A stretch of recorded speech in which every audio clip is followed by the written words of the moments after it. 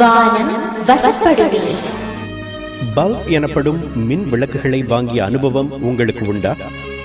அப்படி வாங்கும்போது எத்தனை வாட் சக்தி கொண்ட விளக்குகள் வேண்டும் என்று கேட்டு வாங்கியிருப்பீர்கள். வாட் என்பது மின்சாரத்தை கணக்கிடும் ஓர் அளவு முறை. வாட் என்பது வரலாற்றில் மிக முக்கியமான இடத்தை பெற்றிருக்கும் ஒரு கண்டுபிடிப்பாளரின் பெயரும் கூட. மனுக்குலத்துக்கு அவரது பங்களிப்பை கௌரவப்படுத்தவே மின்சாரத்தை கணக்கிடும் முறைக்கு அவரது பெயரே சூட்டப்பட்டுள்ளது.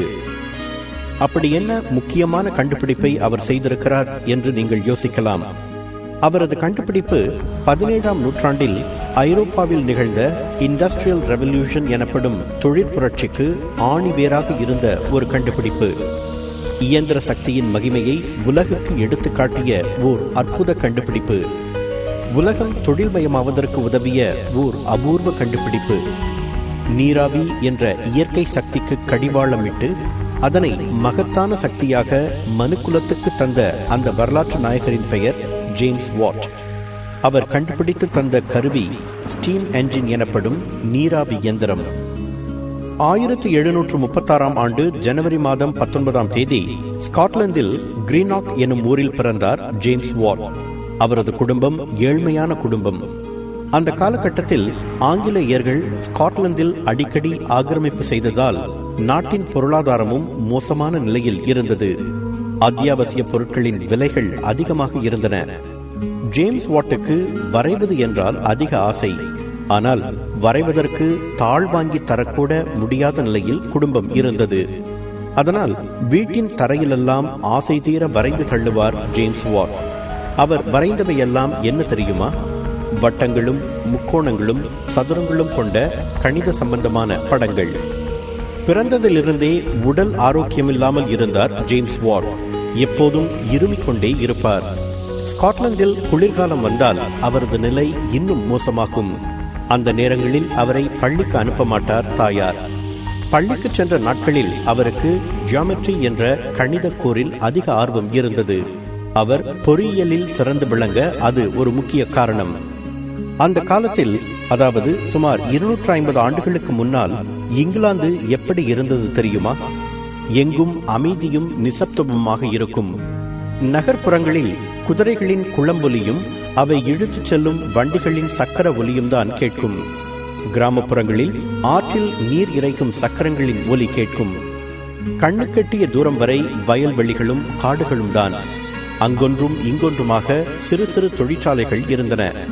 அங்கையெல்லாம் உடல் உழைப்பினால் பொருள்களை உற்பத்தி செய்தார்கள். புலி, லிவர் ஆகியவற்றால் இயங்கக்கூடிய ஒரு சில இயந்திரங்கள் இருந்தன.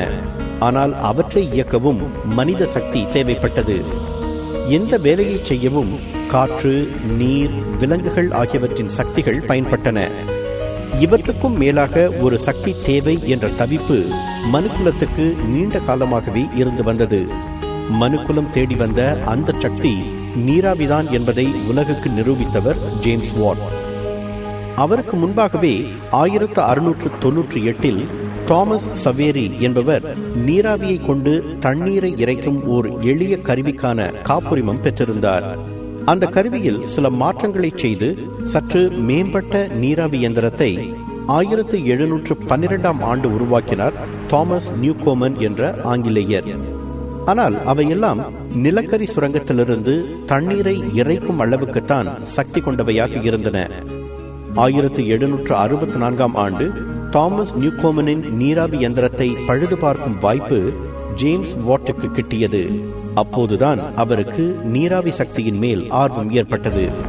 படிப்பு முடிந்து லண்டனுக்கு வந்த ஜேம்ஸ் வாட் ஓராண்டுக்கு விஞ்ஞான கருவிகள் செய்யும் ஒரு நிறுவனத்தில் பயிற்சி பெற்றார். பின்னர் ஸ்காட்லாந்து திரும்பிய அவருக்கு கிளாஸ்கோ பல்கலைக்கழகத்தில் இயந்திர கருவிகள் தயாரிக்கும் பொறுப்பு கிட்டியது. அப்போது தாமஸ் நியூகோமன் உருவாக்கியிருந்த நீராவி இயந்திரத்தை பழுது பார்த்து தருமாறு பல்கலைக்கழகம் அவரை கேட்டுக்கொண்டது. அந்த கருவியில் நிறைய குறைகள் இருந்ததை உணர்ந்தார் ஜேம்ஸ் வாட். குறிப்பாக அது அதிக சக்தியை விரயமாக்கியது. விஞ்ஞான கருவிகள் செய்யும் பயிற்சியும் இயற்கையிலேயே அவருக்கு இருந்த கற்பனா சக்தியும் கை கொடுக்க ஜேம்ஸ் வாட் நீராவி இயந்திரத்தில் பல முக்கியமான மாற்றங்களை செய்தார். 1781 சக்கரம் பொருத்தப்பட்ட ஓர் அமைப்பையும் பிஸ்டனை மேலும் கீழும் இயக்கும் ரோட்டரி முறையையும் உருவாக்கி காப்புரிமம் பெற்றார். அந்த மாற்றங்களால் அந்த இயந்திரத்தின் சக்தி பன்மடங்கு பெருகியது. அந்த மாற்றங்களை கொண்டு வர கடுமையாக உழைத்தார் ஜேம்ஸ் வாட். சிறு வயதிலிருந்தே அவர் ஆரோக்கியமற்று இருந்ததால் அந்த காலகட்டத்திலும் அவர் அடிக்கடி நோய்வாய்ப்பட்டார். வேலையில் முழுமையாக ஈடுபட முடியவில்லை. இருப்பினும் அவர் மனம் தளரவில்லை. அவருக்கு வர்த்தக திறமை அவ்வளவாக இல்லை. எனினும் 1775 ஆண்டு மேத்யூ போல்டன் என்ற பொறியாளருடன் கூட்டு சேர்ந்தார். அடுத்த 25 ஆண்டுகளுக்கு வாட்டும் போல்டனும் பல்வேறு நீராவி இயந்திரங்களை தயாரித்து பெரும் செல்வம் சேர்த்தனர். நீராவி இயந்திரத்தை மட்டுமின்றி வேறு சில கண்டுபிடிப்புகளையும் செய்தார் ஜேம்ஸ் வாட். இயந்திரத்தின் வேகத்தை கட்டுப்படுத்த உதவும் சென்ட்ரிஃபியூகல் கவர்னர் என்ற கருவியையும் பிரஷர் கேஜ் என்ற அழுத்த மானியையும் அவர் கண்டுபிடித்தார். ஜேம்ஸ் வாட் கண்டுபிடித்து தந்த நீராவி இயந்திரம் மனுக்குலத்துக்கு கிடைத்த பெரிய வரப்பிரசாதமாக அமைந்தது.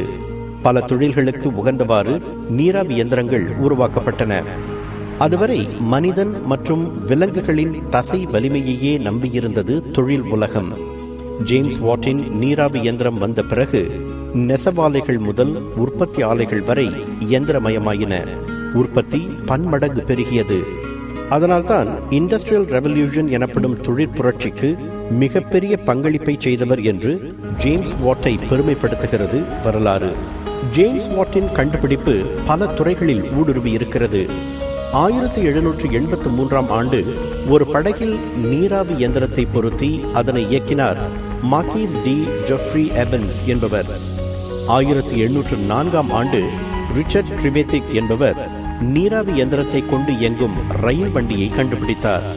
அவை இரண்டும் ஆரம்பத்தில் வெற்றியடையாவிட்டாலும் சில ஆண்டுகளில் நீராவி படகும் நீராவி ரயிலும் முறையே கடல் மற்றும் நிலப்போக்குவரவில் பெரும் புரட்சியை ஏற்படுத்தின.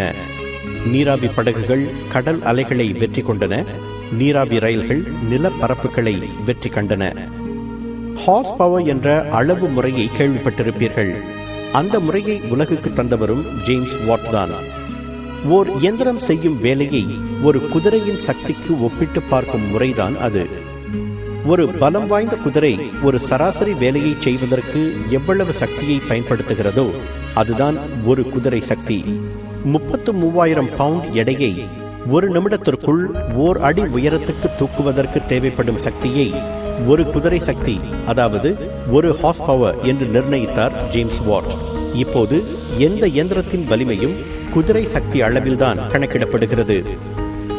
உலகின் தொழில் வளர்ச்சிக்கு மிகப்பெரிய பங்களிப்பை செய்த ஜேம்ஸ் வாட் 1819 ஆண்டு ஆகஸ்ட் 19 தமது 83வது வயதில் இங்கிலாந்தில் காலமானார். வாழ்நாள் முழுவதும் கிட்டத்தட்ட நோயாளியாகவே இருந்த ஒரு மனிதனால் மனுக்குலத்துக்கு எவ்வளவு பெரிய சக்தியை கொடுக்க முடிந்திருக்கிறது பார்த்தீர்களா? வறுமையும் நோயும் அவரின் தன்னம்பிக்கைக்கும் உழைப்புக்கும் தடை போட முடியவில்லை. 250 ஆண்டுகளுக்கு முன்பு அவருக்கு வானத்தை வசப்படுத்த உதவிய காரணங்கள் இன்றைக்கும் கூட பொருந்தக்கூடியவைதான். ஜேம்ஸ் வாட்டை போல தடைகளை கண்டு தயங்காமல் தன்னம்பிக்கையோடு உழைக்கும் எவருக்கும் எப்போதும் எந்த வானமும் வசப்படும்.